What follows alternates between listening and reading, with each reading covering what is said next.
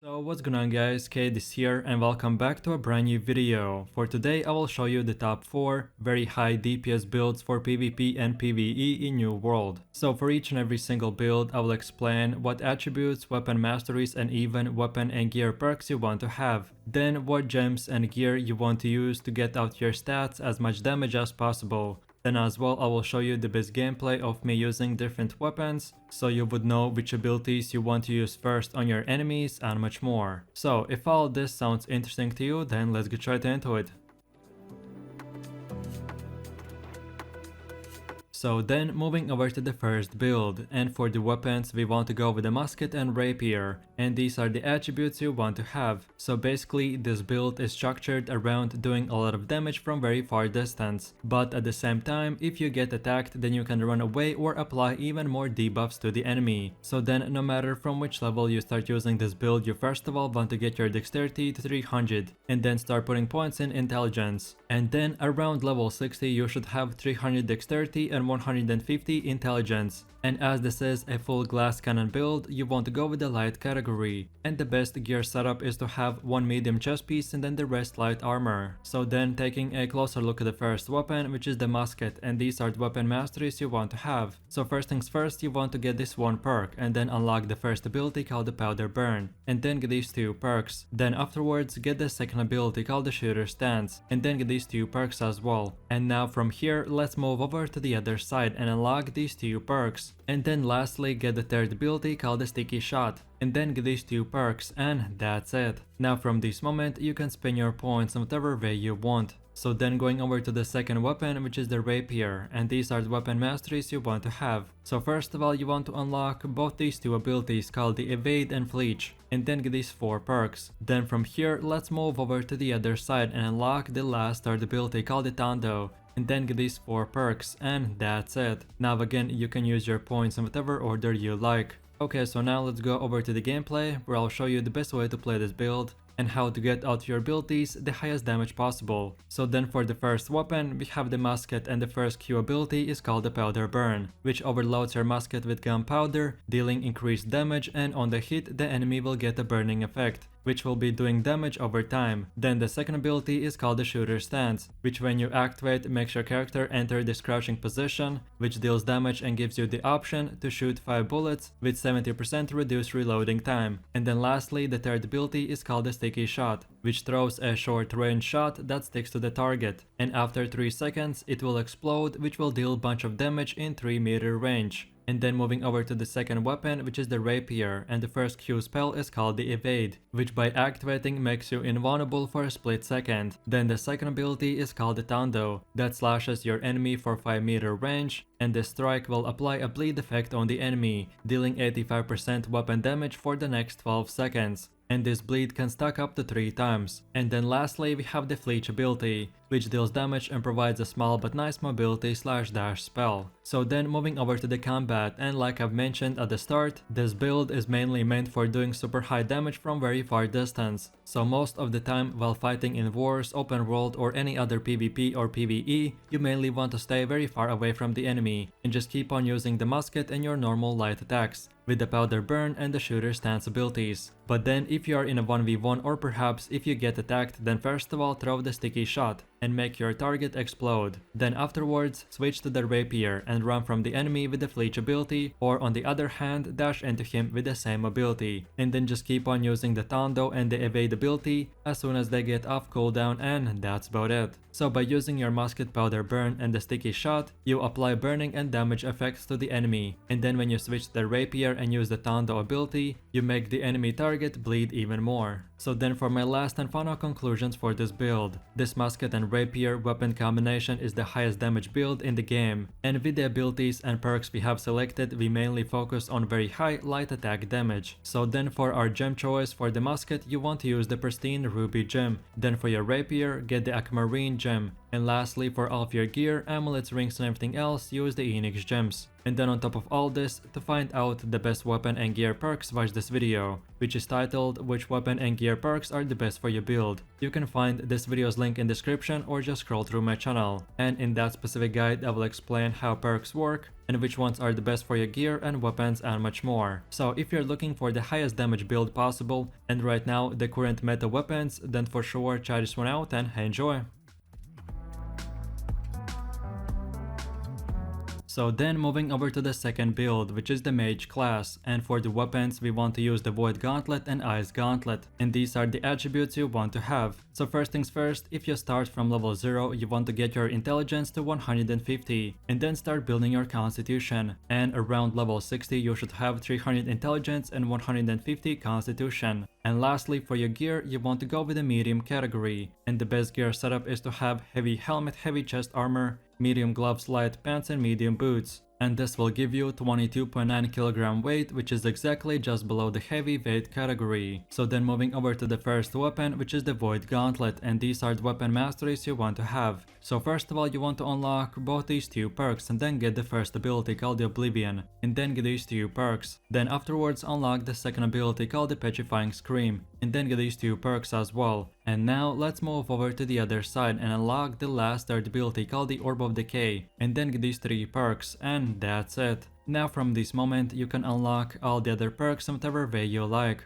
Okay, so now let's move over to the second weapon, which is the Ice Gauntlet, and these are the weapon masteries you want to have. So first of all, you want to unlock the first ability called the Ice Spikes, and then get these three perks. Then afterwards unlock the second ability called the Ice Storm, and then get these three perks. Then from here, let's move over to the other side and unlock this one perk, and then the last third ability called the Ice Shower, and then get this one last perk, and that's it. Now again, from this moment, you can spend your points in whatever order you want. Okay, so now let's go over to the gameplay, where I'll show you the best way to play this build. So first of all, for the Void Gauntlet, we have the first Q ability called the Oblivion, which creates a circle around you, and you and your teammates inside the circle will be getting 20% damage increase. But on the other hand, your enemy standing in the circle will be taking void damage every second. Then for the second ability, we have the Petrifying Scream, which when using will unleash a Void Scream, and this will stagger and root enemies in front of you. And then lastly, we have the third ability called the Orb of Decay, and you can fire this orb which can go to your enemies, and each enemy that it hits, it will deal decent damage and reduce their damage absorption, and then later that orb will come back and heal you for a few seconds. And lastly, if you hold the right mouse button, you can regain more mana, but in exchange your health will go down. I definitely would not recommend to use this mechanic for this specific build. So then moving over to the second weapon, which is the Ice Gauntlet, and your Q spell is called the Ice Storm, which all enemies standing in it will get damaged and slowed, and the more enemies you hit, the higher damage you will get. Then the R ability is called the Ice Shower, which when using will create an ice wall, and if a player goes through it, it will stun him, and this ability is very useful in chapping your targets. And then lastly, the third ability is called the Ice Spikes, which when you use it, it creates a trail of spikes in a straight line, which deals damage in this small AoE range. This ability is very useful and high damage if you use it correctly, and the way it works is that when you use the ability, but if you're too close to the enemy, then the ice spikes won't explode with the highest damage possible. So what you want to do is when using this ability, and you see that the player is 1 second away from getting hit, then press your right mouse button and this will detonate the spikes, which will deal very high damage. So then as far as your ability combinations go, this build has basically two one-shot combos. One combo is for the Ice Gauntlet, where you place the Ice Shower on the enemy player, and then put the Ice Storm and then hit the target with the Ice Spikes. And then the second combo is for the Ice Gauntlet, where you stun the enemy with the Petrifying Scream, and then place the Oblivion ability plus auto attack the target, while doing medium jumps to activate the Opal Gem on your weapon, and that's about it. Most of the time you want to save your medium jumps to escape enemy abilities, and lastly, whenever you get low health, use your Orb of Decay and heal yourself for a few seconds, and that's about it. So then for my last and final conclusions for this build. This Void Gauntlet and Ice Gauntlet weapon combination is very high damage, and you basically have two different one-shot possibilities every 10 to 15 seconds, so you can easily destroy your enemies in a 1v1 or even in a 1v2. So then for our gem choice for the Void Gauntlet, you want to use the Opal Gem. Then for your Ice Gauntlet, get the Malachite Gem. And then for all of your gear, rings, amulets and everything else, use the Enix gems. And then on top of all this, to find out the best weapon and gear perks, watch this video, which is titled "Which weapon and gear perks are the best for your build?" You can find the link in this video's description or just scroll through my channel. And in that guide I will explain how perks work and which ones are the best for the highest damage possible and much more. So in a quick summary, if you are looking for the best and my most favorite mage DPS build, then this is the one for you, so enjoy!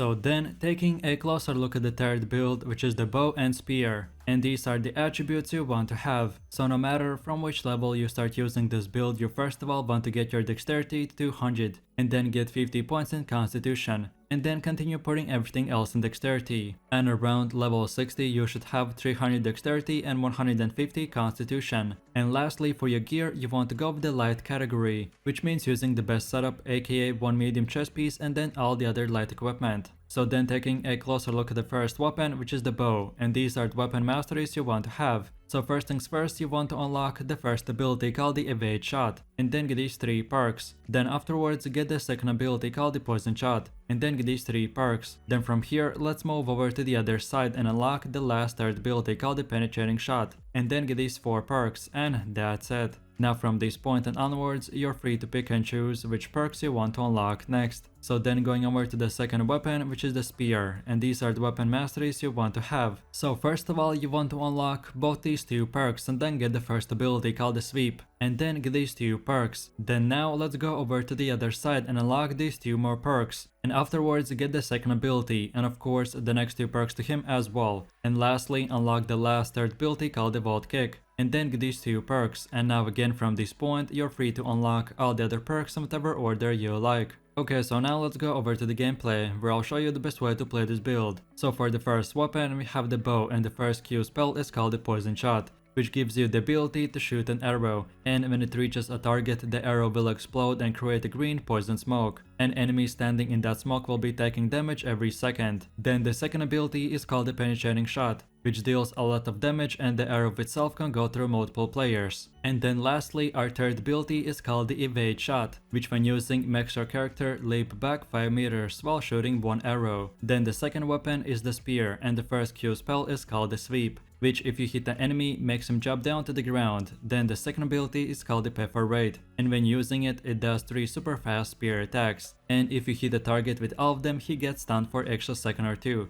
And then lastly, we have the vault kick ability, and if you land it, you will stun the enemy for 1.5 seconds. Okay, so then the best way to attack a player is at the start, always try to have a distance between you and the enemy. So no matter if you're farming mobs in PvE or doing solo or group PvP, the same principle and rules apply. So from distance, you want to use the bow, and the way I like to do it is shoot 1 normal attack and then shoot the poison shot, and then again do 1 more normal attack and then the penetrating shot, and this will poison the enemy and make him take damage every second. Then from here, always try to keep on using your dodge rolls and swapping your weapon back and forth, and this will activate your perks on the bow, giving you the ability to get haste and damage increase. So for as long as you keep your distance, keep on using the bow, but then when the enemy comes close to you or you to him, switch to the spear and close the gap with 1 heavy attack, which you can do by holding your attack button for extra second, and then use your sweep ability and then activate your reparate ability, which will do 3 super fast spear attacks. Then when the enemy is about to get back up, use the vault kick and keep on auto attacking, and this should finish off the enemy. So this might seem very complicated, but the more you will play, the better you will get. You most importantly need to understand that when the enemy is further away,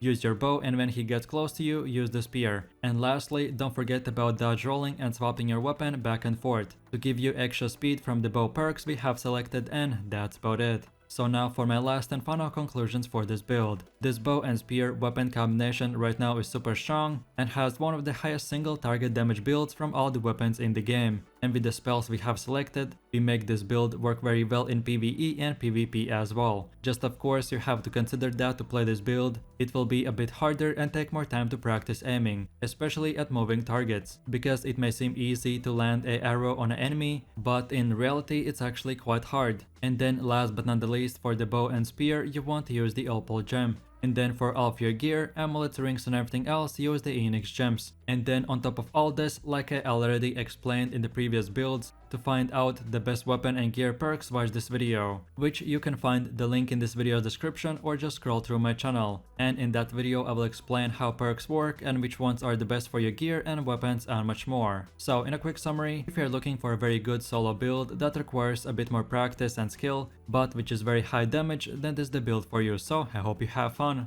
So I really do appreciate everyone for watching guys, and I hope you enjoyed it. If you have any suggestions, feedback or other very high DPS builds that you would like to see in the next video, then feel free to leave your comments in the comment section down below. And while you're doing that, please click like, subscribe and enable that notification bell, so this way you could support the channel and you won't miss any more amazing content from me. With all this said, you have an amazing day and I'll catch you in my next video. So take it easy, peace.